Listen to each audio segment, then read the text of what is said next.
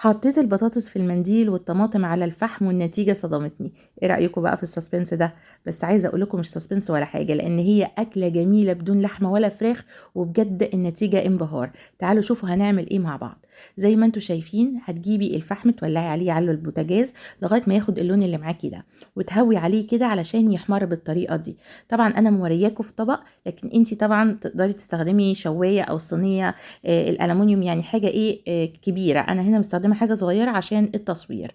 وزي ما شايفين كل ما بهوي كل ما بيولع اكتر. هتحطي عليه الطماطميه وتنغزيها بالسكينه بالمنظر ده من كذا حته، يعني ممكن 3 أو 4 فتحات، وكل شويه تهوي عليها وتقلبيها لغايه ما تاخد النتيجه اللي هوريها لك في الاخر.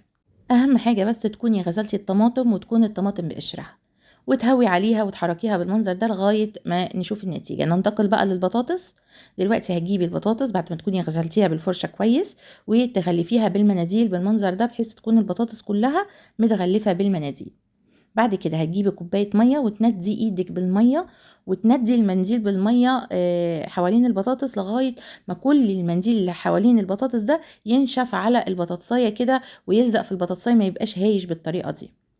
تنغزيها بعد كده بالشوكة أو السكينة، وتدخليها الميكرويف لمدة 5 دقايق. طيب أنا ما عنديش ميكرويف، في الحالة دي سيبك من المنديل ودخليها الفرن، وبس برضو نغزيها علشان ما تفرقعش منك. شايفين بقى نتيجة الطماطم خدت بقى شكل الشوي؟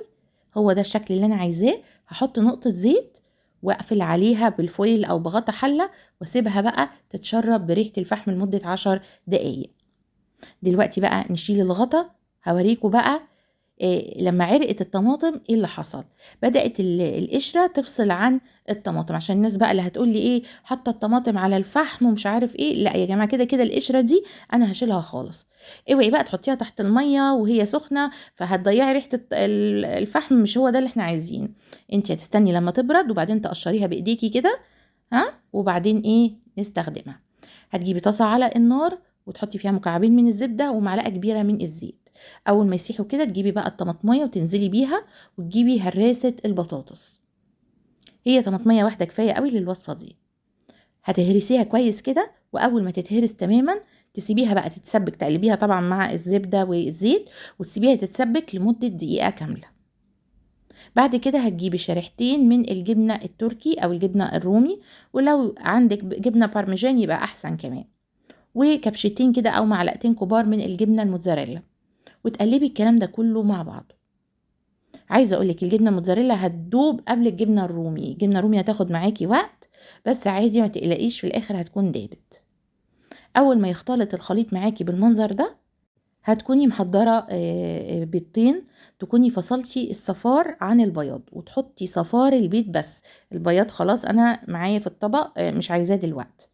وقلبت الصفار على طول على طول، ما تسيبيهاش على النار، وما تكونيش متعليه النار في الوقت ده، علشان الصفار لو ساعتها نزل على نار عاليه هيتجمد على طول.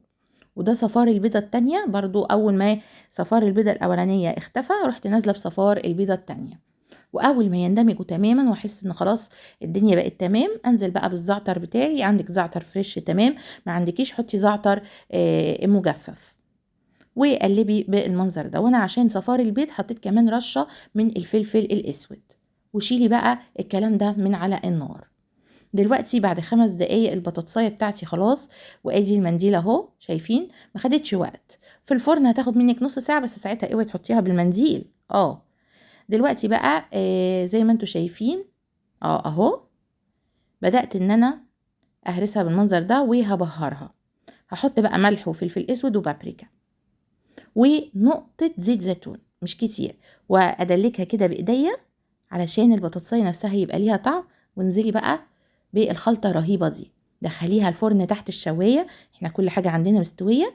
وكلي بقى احلى طاجن هتاكليه. بجد احلى غدا، وغدا بسيط ومفهوش اي لحوم، وبجد تغيير عن العادي. جربوها هيعجبكم.